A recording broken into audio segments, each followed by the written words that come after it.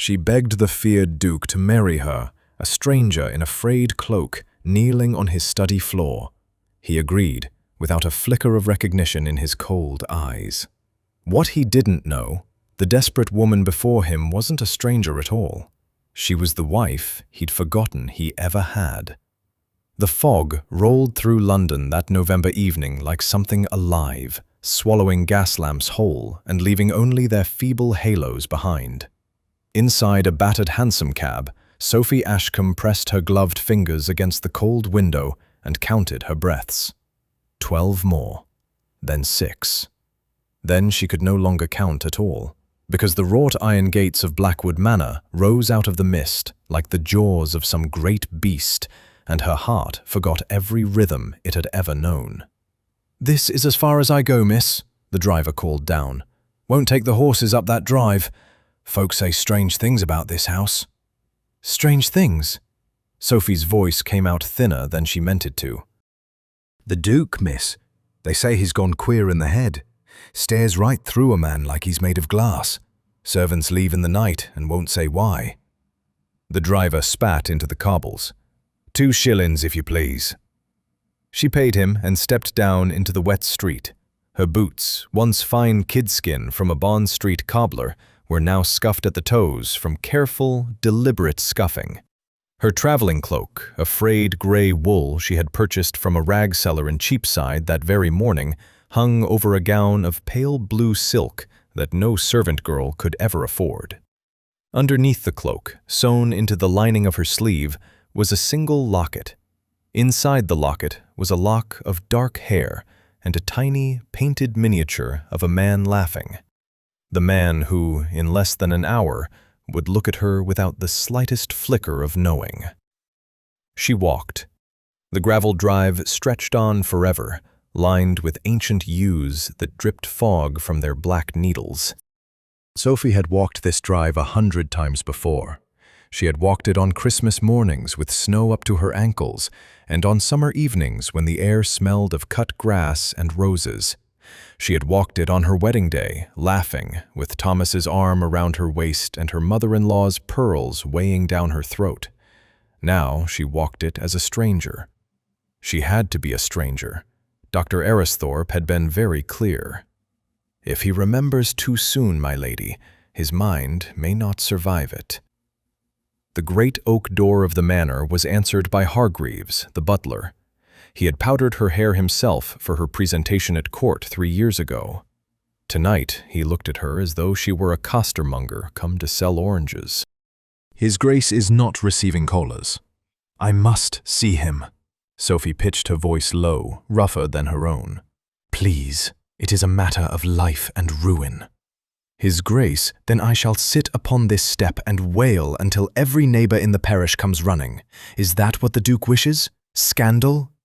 Something cracked behind Hargreaves's professional mask. Perhaps he saw something familiar in the set of her chin.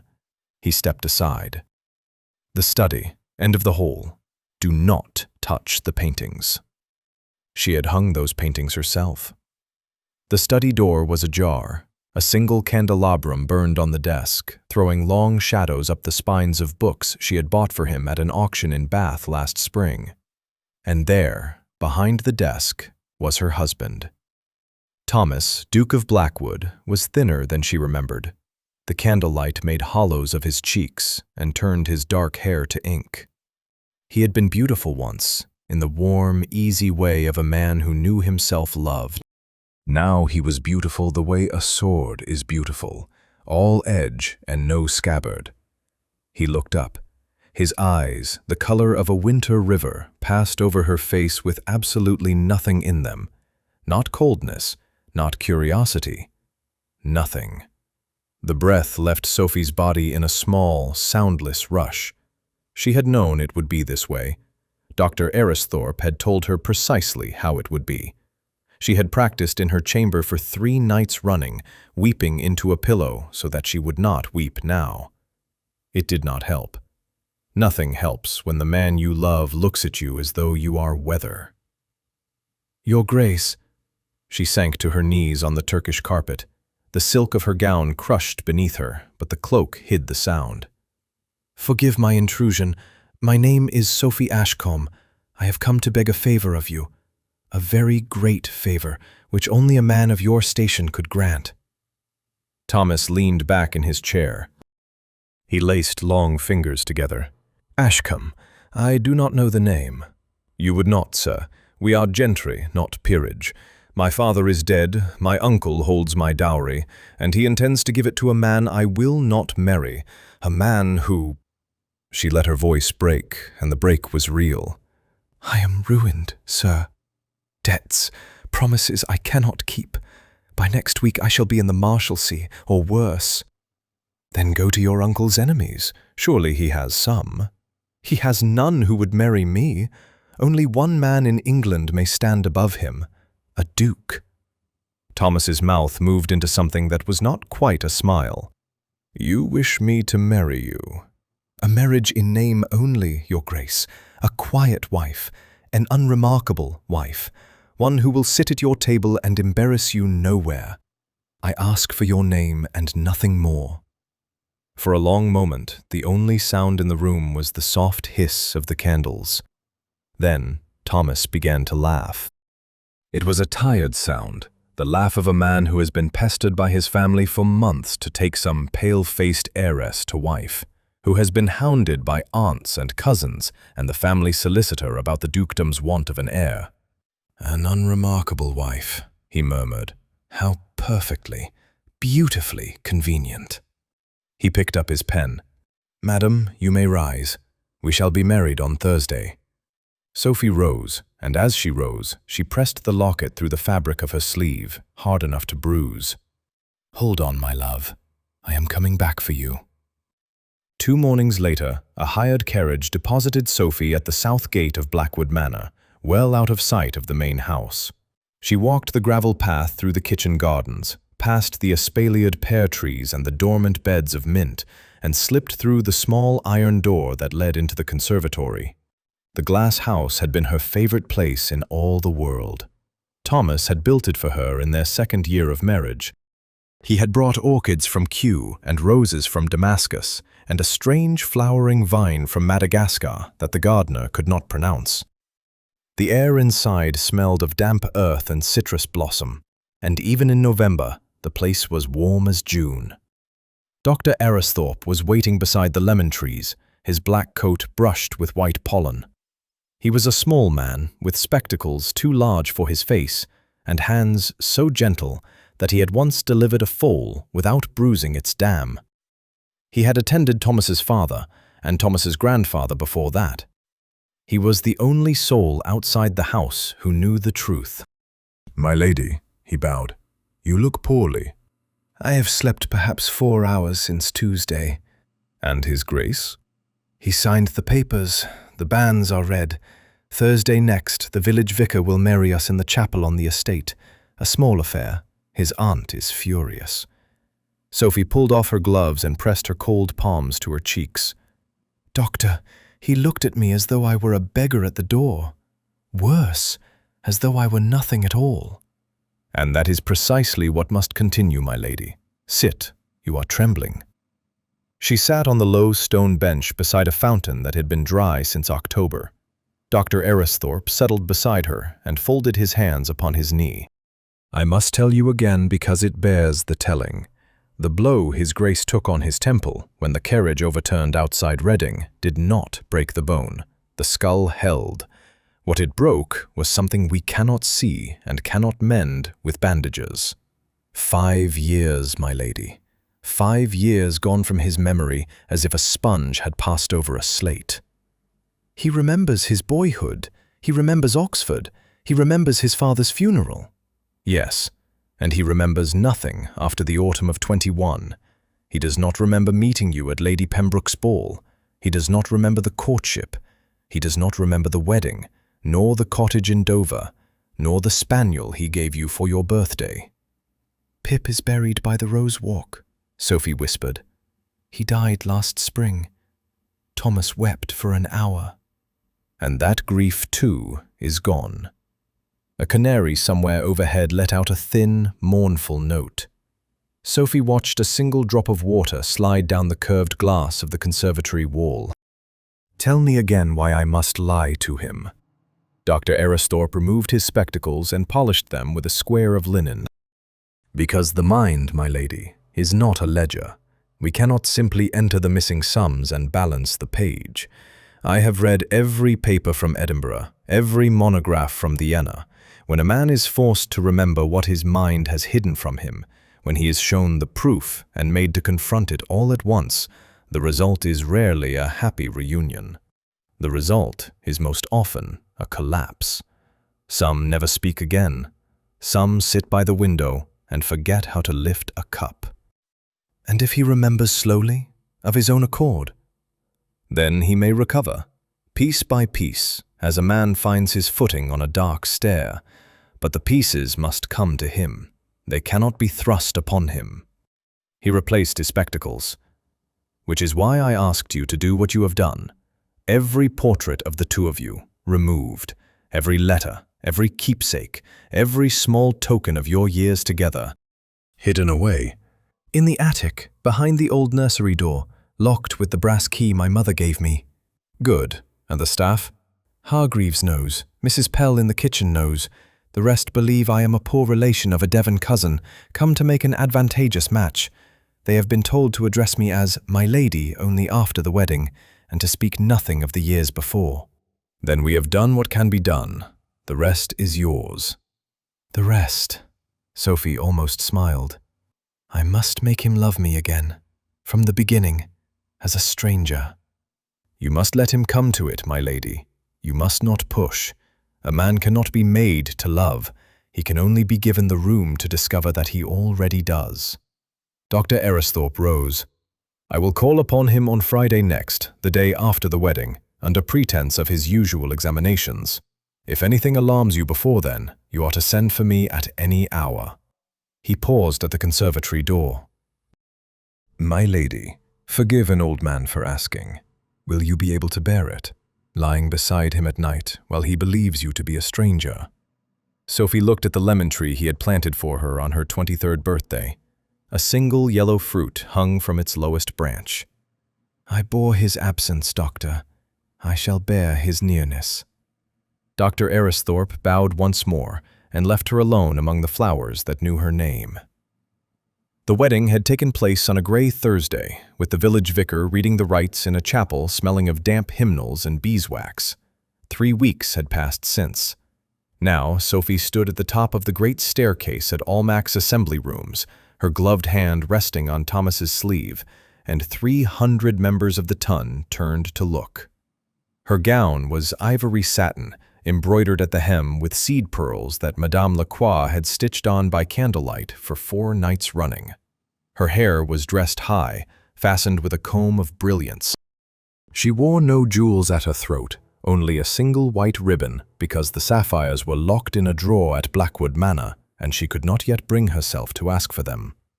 They are staring, Thomas said quietly. They are curious. The feared Duke has taken a wife. It is the only thing London will speak of until Christmas. The feared Duke, his mouth twisted. Is that what they call me? Among other things.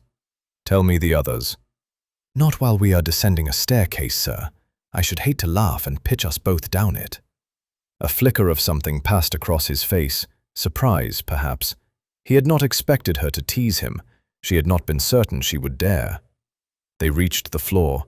The orchestra was tuning. Lady Jersey came forward, all teeth and feathers, and offered Sophie 2 fingers to shake. My dear Duchess, how quietly you have stolen him from us. We had quite given up hope that any woman would tempt him from his books. His books are dreadfully patient rivals, my lady. I have learned to read alongside him.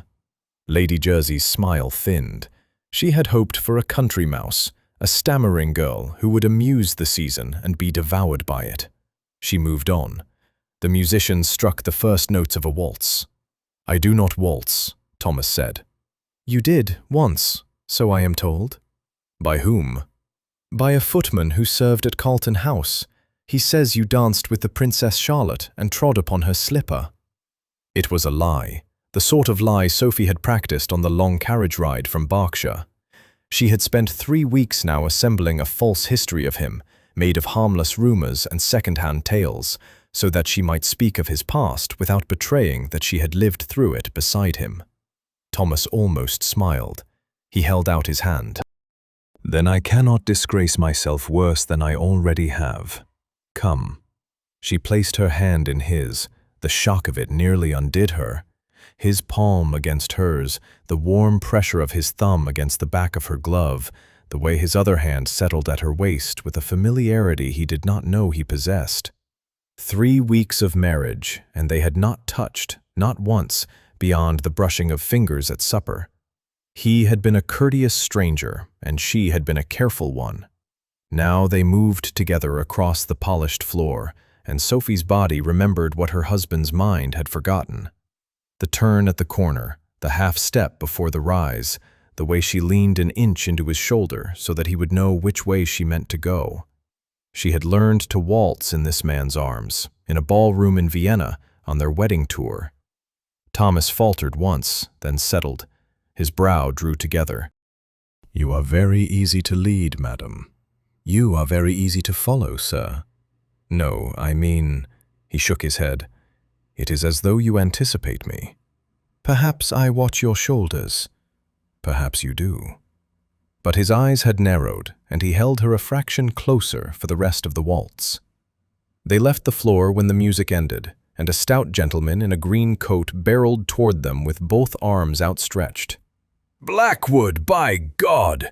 It has been an age! Do you recall that fortnight at Welbeck, 3 years past? The fog so thick we lost Carstairs in the heather for half a day, and you swore you'd shot a stag that turned out to be a tree stump." Thomas went still. Sophie felt it through his sleeve, the way a horse goes still before it bolts. She saw the polite mask of his face begin to crack. He did not remember Welbeck. He did not remember Carstairs. He did not remember the stag or the stump or any single hour of that fortnight, and the panic of it was rising in him like floodwater. "My Lord Earl." Sophie released Thomas's arm and stepped half a pace forward, smiling as though she were the most delighted woman in England. "How wicked of you to tell that story in mixed company. My husband has sworn me to secrecy on the subject of the stump. I am told there was also a matter of a wager and a pair of breeches that did not survive the bog." The Earl roared with laughter. "He told you of the breeches? Then by heaven the man does love you. He never told his own mother." "Husbands tell wives the most extraordinary things, my lord. It is the chief inconvenience of the institution." The Earl laughed again and drifted off, calling for brandy. Thomas was looking at her. He was looking at her as though she were a door he had not known was in the wall, and behind which there might be a room he had been searching for all his life. "Thank you," he said, very low. "For what, Your Grace?" "For not letting me drown." They returned to Blackwood Manor near 3 in the morning. The carriage rolled through gates that the night porter swung open without a word, and the great house received them in silence, every window dark save for one. A single lamp burned in the library, where Hargreaves had left a decanter of brandy on the side table, as he had done every night of Thomas's life. Sophie climbed the staircase, slipped out of her ivory satin and into a wrapper of dove-gray wool, and intended to go straight to bed. She got as far as her chamber door before she stopped. She would not sleep. She knew it the way she knew her own name. The waltz was still in her body. The Earl's laughter was still in her ears. The way Thomas had said, "Thank you," was lodged somewhere beneath her ribs like a splinter. She lit a single candle and went down again, in her stocking feet, the way she used to in the first year of their marriage, when she could not sleep and went looking for him. He was in the library. He sat in the leather chair by the fireplace, still in his evening clothes, his cravat undone and hanging loose about his throat. A book lay open on his knee, but he was not reading it. He was looking into the fire as though he expected it to answer a question. She nearly turned back. Then he spoke without lifting his head. "You should be asleep, madam." "So should you, sir." "I do not sleep well. I have not slept well for months." "Then we are a poorly matched pair." She came in and sat on the low stool by the hearth, drawing her wrapper close. The fire was burning low, all embers and small blue tongues. "May I sit, or am I disturbing your reading?" "I have not turned a page in an hour. Sit." She sat. For a long moment, neither of them spoke. A log shifted and sent up a small constellation of sparks. "That Earl," Thomas said at last, "Carruthers. He had a wife once, did he not?" "He still does. She was at the ball, the lady in puce with the unfortunate turban." "Ah." "You did not know him?" It was not a question. "I do not know any of them, Sophie. I stood in that room tonight and looked at 300 faces, and there were perhaps 30 I could put a name to. The rest were ghosts.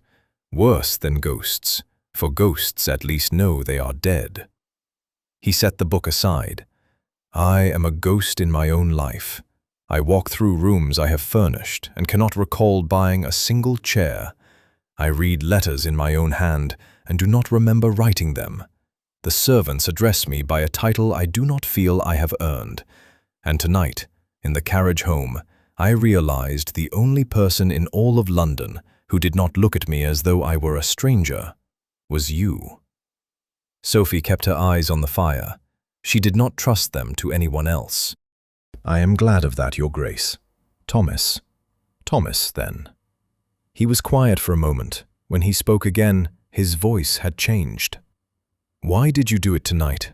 The matter of the stump, the breeches. You had never heard the story. You could not have. And yet you stepped between me and that man as easily as if you had been doing it all your life." "I saw that you were unwell. It cost me nothing to spin a small fiction." "It cost you something." She looked up at him then. He was watching her with that same expression he had worn at Almack's, the look of a man who has found a door in a wall. "What do you mean?" "I mean that since the moment you walked into this house 3 weeks ago, I have been trying to understand why I cannot stop watching you. You move about my rooms as though you have always lived in them. You pour my coffee with the exact amount of sugar I prefer, and I have never told you.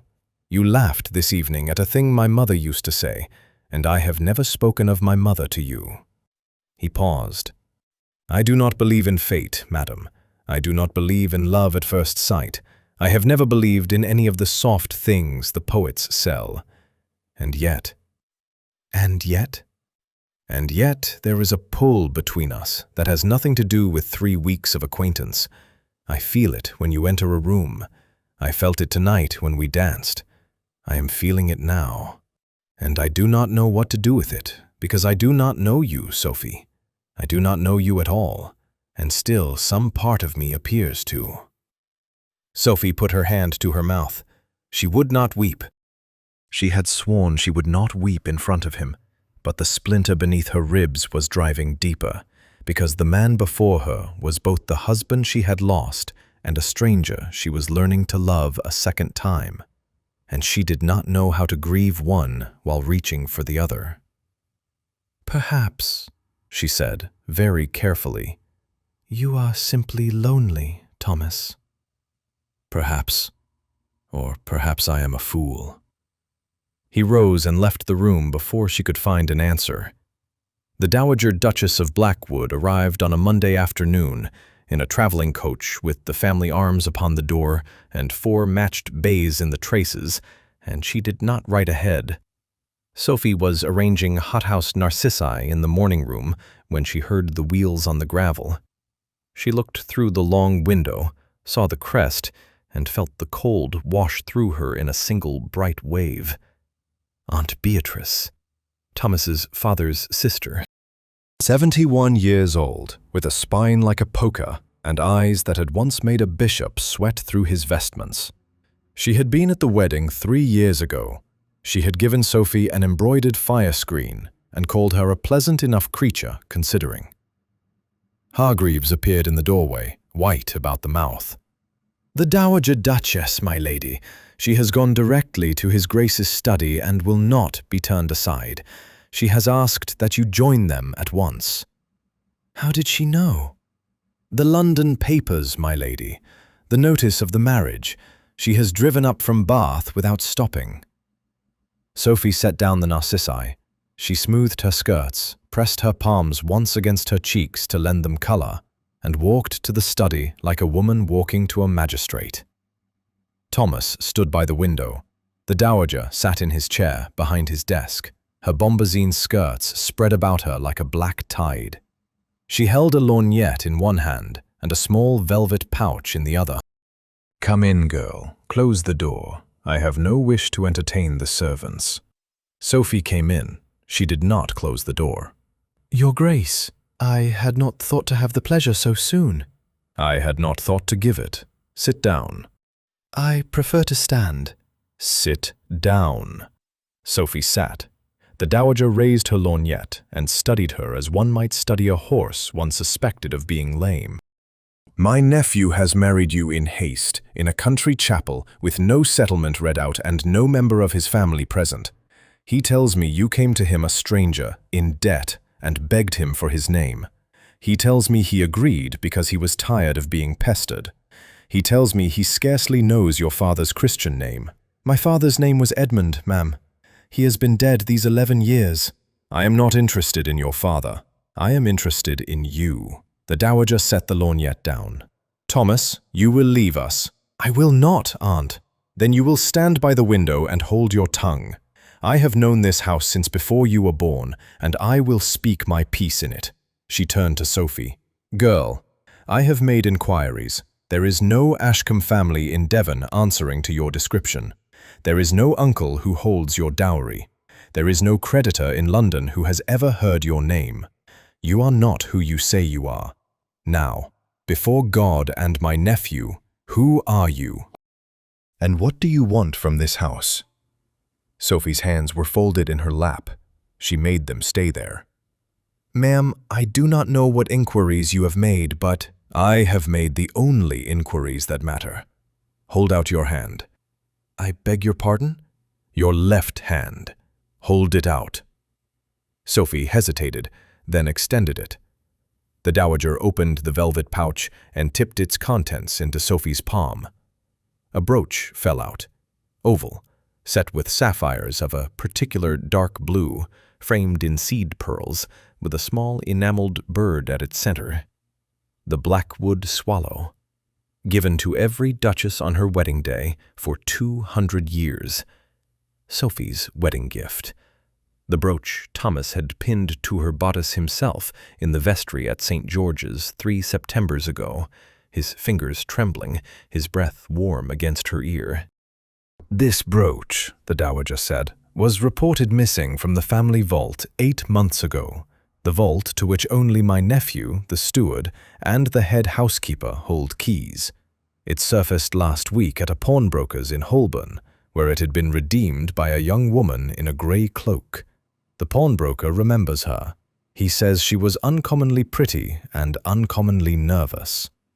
The dowager's eyes did not leave Sophie's face. "Explain." Sophie's throat had closed. She had pawned the brooch herself, in October, to pay Dr. Aristhorpe's fee for the consultation in Edinburgh, because she could not bear to tell the family solicitor what was wrong with her husband. She had redeemed it the moment she had funds, and she had hidden it in the attic with everything else. She had not known it was missed. "I bought it," she said. "From whom?" "From a jeweler in Cheapside. I cannot recall his name." "You cannot recall the name of the jeweler from whom you purchased a brooch worth £400. It was a great while ago. It was 8 months ago at the most, you foolish creature." Across the room, Thomas had gone very still by the window. He was staring at the brooch in Sophie's palm. His hand had risen halfway to his temple and stopped there, frozen, as though he had been about to brush away a fly and had forgotten the motion. His breath was coming short. "Thomas," Sophie said quickly. "Thomas, look at me." He did not look at her. He was looking at the bird. They left for Dover on the Wednesday following. Thomas had announced it at breakfast, without preamble, while the dowager was still abed and the manor was still recovering from her 3-day occupation. He wished for sea air.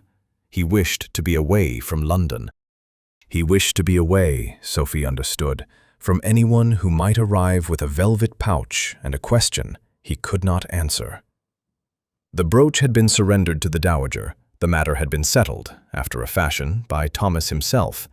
He had stepped between them at the window and declared, in a voice Sophie had not heard him use since the accident, that the brooch was his to give, and he had given it to his wife, and that the steward would be questioned about his record-keeping. The dowager had departed the next morning, unconvinced, promising to return. The carriage ride to the coast took 2 days. They stopped overnight at an inn at Sittingbourne, where Thomas took a separate room, and Sophie lay awake, listening to rain on the casement, wondering whether his memory had cracked in the study, and whether he was, even now, beginning to piece the truth together without her. He had not asked her a single question about the brooch. That frightened her more than any interrogation. The cottage at Dover sat above the chalk, half a mile from the cliff edge, a low, whitewashed thing with a slate roof and a garden grown wild. Thomas had bought it the 2nd year of their marriage, claiming he wanted somewhere small, somewhere without footmen. Sophie had laughed and called it a fisherman's hut, and he had carried her over the threshold anyway. He did not carry her over the threshold this time. He handed her down from the carriage, gave instructions to the elderly couple who kept the place, and walked directly to the cliffs without removing his coat. Sophie went after him. The rain had begun in earnest by the time she caught him up. It came sideways off the channel, cold as needles, plastering her bonnet to her hair and turning the chalk path to white paste beneath her boots. Thomas stood at the cliff edge with his hands behind his back, watching the grey water heave below. "You will catch your death," she called. "Then I shall have died at a place I love. It is more than most men can ask." She came up beside him. He did not look at her. "Sophie." "Yes?" "There are no debts." The wind took her breath for a moment. "I have had a man in London look into your circumstances. There is no uncle. There is no creditor. There is no suit pending against you in any court in England. You have not asked me for a penny since the day we were wed. 3 weeks of marriage, and you have asked me for nothing but a chair by the fire and a place to read in the evenings." He turned to her then. The rain ran down his face like tears that were not his. "Why did you come to me, Sophie? Why did you truly come?" She had prepared 100 answers for this question. She had rehearsed them in carriages, in bedrooms, in the long hours before dawn. Every one of them deserted her now. She looked past him, out over the water, and saw the lighthouse on the South Foreland. Its lamp was lit early against the storm, a small, steady gold against the slate of the sea. "There was a sailor once," she said. "A sailor? A captain. He sailed out of a harbour I shall not name on a fair morning with a fair wind, and his wife stood on the quay and watched him go. He was meant to be home by Michaelmas. He did not come home by Michaelmas. He did not come home by Christmas. Word came in the spring that his ship had struck a reef in a fog off the African coast, and that he had taken a blow to the head, and that he had been carried ashore by his men, and that when he woke, he did not know his own name." The rain hissed against the chalk. Thomas had gone very still. "Go on." "His men nursed him.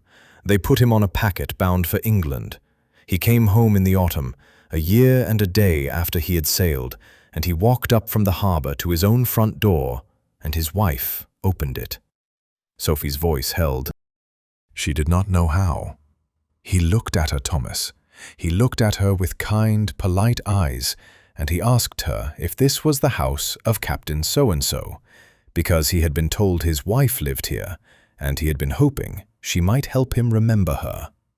And what did she do? She lit a fire. A fire?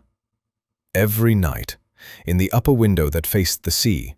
She told him it was for ships, but it was not for ships. It was for him. She thought, you see, that if she kept the fire burning long enough, some part of him would remember the way home. Not the house, the way to her. Thomas was looking at her now, as he had looked at her in the library, as if she were a door. "Sophie," his voice was raw. "Did she ever find him? The wife? Did the captain ever come home to her?" Sophie looked at the lighthouse. The lamp turned and turned again. "I do not know yet," she said. "She is still keeping the fire." They stayed a week at Dover. The weather softened on the third day, and the cliffs turned from grey to a pale, watery green where the gorse was coming into bud. Thomas walked alone in the mornings and read aloud to her in the evenings, choosing books at random from the small shelf in the parlor. And twice he reached across the supper table and covered her hand with his and did not speak. He did not ask her again about the captain. They returned to Blackwood Manor on a Tuesday, in time for supper. Sophie went up to her chamber to change out of her traveling dress and found a small file on her writing desk with a note in Mrs. Pell's careful hand. The apothecary in the village had sent word that the Duke's tonic was ready for collection. Sophie pinned on her bonnet again and walked down through the park before the light failed. She was gone perhaps an hour and a half. Thomas, alone in the house, wandered. He had begun to do this since Dover. He moved through rooms he did not remember furnishing and tried to remember them. He picked up small objects, a paperweight, a snuff box, a silver letter opener, and waited for them to speak to him. They never did. But the pull he had spoken of in the library had grown stronger, not weaker, since the brooch had been pressed into his wife's palm. He climbed to the second floor. He climbed to the third. He had not been to the third in months. The draft caught him in the long corridor outside the old nursery. A thin, cold thread of air running along the floor, coming from a door at the end of the passage that he could not recall having seen open in his life. The door was locked. He went down to the steward's office, found a ring of household keys hanging on a peg, and came back. The third key he tried turned the lock. A staircase rose into the dark. Thomas took a lamp from the bracket on the landing and climbed. The attic was long and low, smelling of old wood and lavender and the slow dust of years. Trunks stood along one wall. Hat boxes were piled in a corner. A dressmaker's form wore an old riding habit in a color that had gone out of fashion before he was born. In the center of the room, beneath a sheet of Holland, stood a stack of canvases. He lifted the sheet. The first painting was a landscape, harmless enough, a view of the lake at the back of the estate. The second was a still life with pheasants. The third he did not look at properly, for behind it, leaned against the wall, was a portrait. He drew it out. Two figures stood in a field of lavender. The sky behind them was the high, soft blue of late June. The man wore no coat, only shirt sleeves rolled to the elbow, and his head was thrown back in laughter. The woman beside him was bending to gather a stem of the flower, and she was looking up at him as she bent, and she was laughing too, and her eyes were the eyes of someone who has never in her life been afraid of the man she stands beside. The man was him. The woman was Sophie. The small brass plate at the base of the frame read, "The Duke and Duchess of Blackwood, in the lavender field at Mickleham, anno 1823. Thomas sat down. He did not choose to sit down. His knees gave way and the floor came up and met him, and he sat on the boards of his own attic with the lamp guttering beside him and the painting balanced against his thighs, and he stared at his own face laughing in the summer light of 2 years past. He did not weep. He found, in fact, that he could not even draw a full breath. Something had broken open in his chest, something that had been pressed shut for many months, and through the broken place a flood was rising that had no name. He set the painting aside and went to the nearest trunk. He opened it. Letters, bound in faded ribbon. "My dearest T," in a hand he knew at once, because it was the hand that wrote his marketing lists and his thank-you notes and the small, affectionate scribbles she left on the breakfast tray. My darling Sophie, in his own hand, a hand he had not known he possessed for such purposes. A wedding program. St. George's, Hanover Square, the 14th of September, 1823. A pressed sprig of lavender between two squares of card. A small leather collar with a brass nameplate. Pip. He picked up the collar. He held it in both hands. And the flood rose to his throat, and he made a sound that was not a word, not quite weeping, the sound of a man who has been walking in the dark for a very long time and has put out his hand and touched a wall he knows.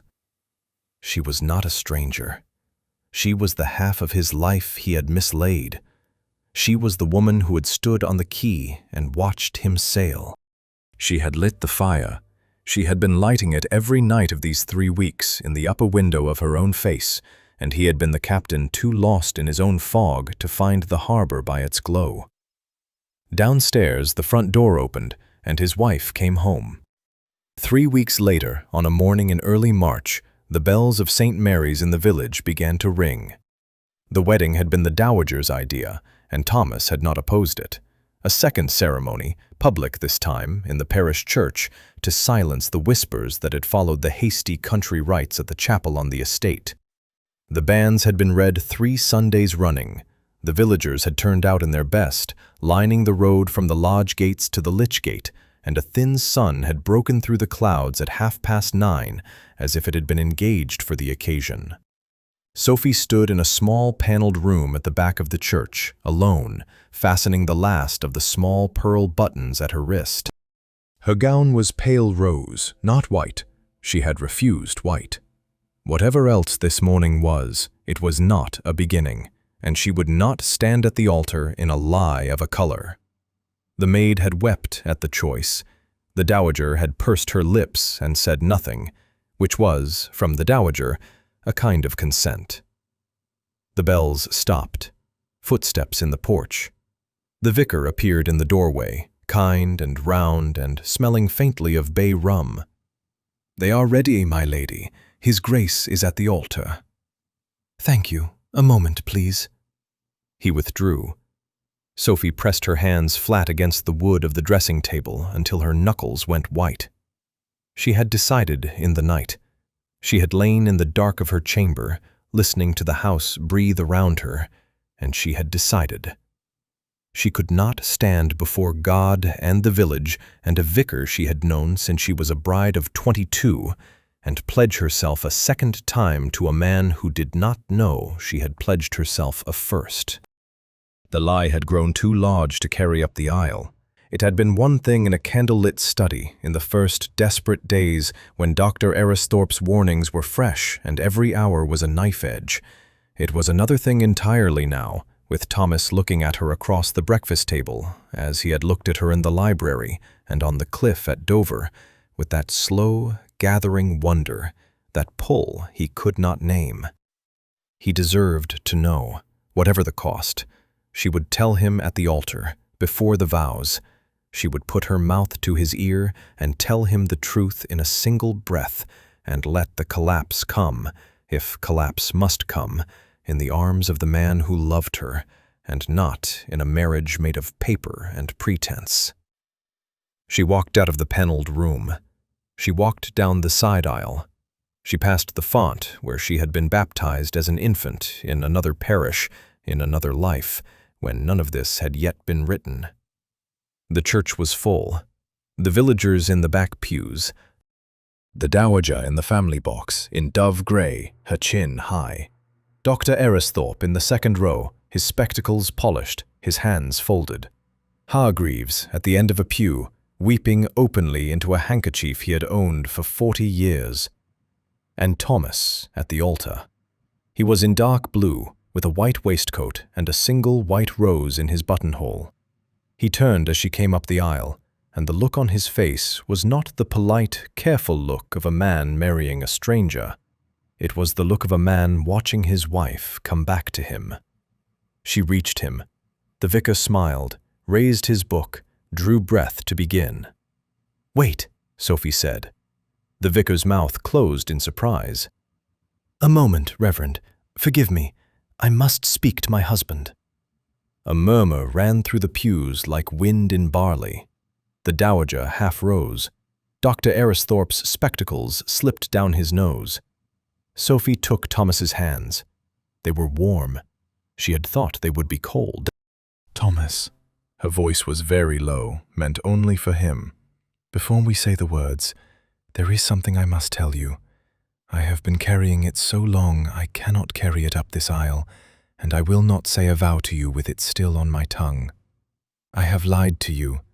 From the first night at the Manor I have lied to you, and you must hear it from me, now, before God, before—" He leaned down, his mouth brushed her ear. His breath was warm against the side of her face. "You do not have to keep the fire burning anymore, Sophie." She went very still. "The captain," he murmured, "has found his way home." The church, the vicar, the villagers, the dowager, the bells of St. Mary's still settling in their tower, all of it fell away. There was only his breath against her ear and the impossible thing he had said, and the slow understanding rising in her like dawn rising over the channel. She drew back to look at him. His eyes were wet and steady. He was smiling.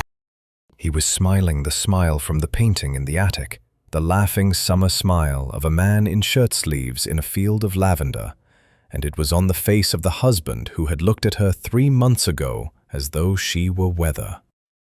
The vicar cleared his throat. "Shall I begin, your graces?" "Please, Reverend," Thomas said, without looking away from his wife. "Begin." They came out of the church under a shower of dried rose petals that Mrs. Pell had been hoarding since June. Sophie walked on Thomas's arm down the gravel path, smiling at the village faces she had known for 3 years, and which had been told, for 3 months, to pretend they had not, and her smile was the smile of a woman who has not yet permitted herself to understand what has happened to her. The dowager kissed her cheek at the lich gate. Dr. Aristhorpe pressed her hand. Hargreaves bowed and could not speak. The carriage was waiting. Thomas handed her up, climbed in after her, drew the door shut, and rapped on the roof. The horses started forward. For perhaps a quarter of a mile, neither of them spoke. The hedgerows slid past the window. Sophie looked at her gloved hands in her lap and could not lift her eyes. "How long?" she said at last. 3 days. 3 days from when? "From the night you came to my study in the fog." She closed her eyes. "I remembered you the morning after our first supper together," Thomas said. "I woke in my chamber and I knew your name before I knew my own. I knew the lavender field. I knew Pip. I knew the wedding tour in Vienna and the cottage at Dover and the inscription inside your wedding ring, which is Omnia Vincit in your hand, because you had it engraved. I knew every hour of the 5 years that the surgeons in London told me I had lost forever." 3 days. Her voice was small. 3 days, Thomas, and you said nothing. I said nothing. For 3 months you said nothing.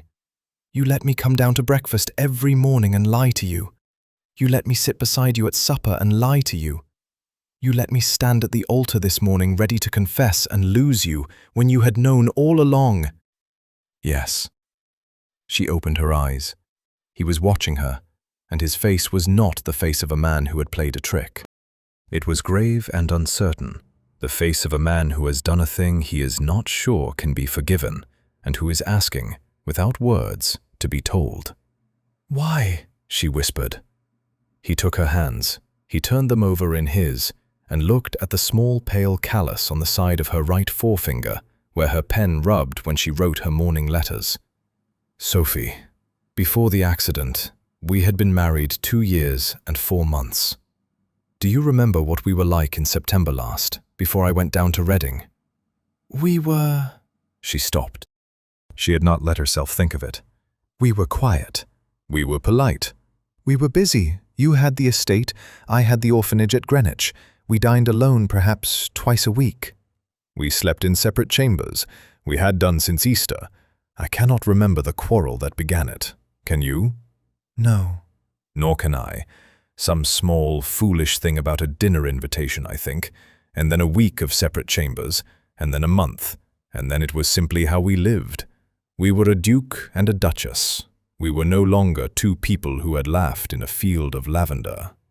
His thumb moved over her knuckles. I loved you still. I want you to understand that. I loved you every day of those months, but I had forgotten how to show you, and you had forgotten how to ask, and we were becoming, by slow inches, the marriage my parents had, which was no marriage at all. Thomas.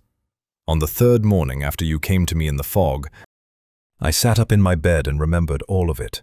The 5 years, the wedding, the cottage, the quarrel, the separate chambers, the cold, polite breakfast on the morning I left for Reading, where neither of us spoke above 6 words. His voice was steady, but only just.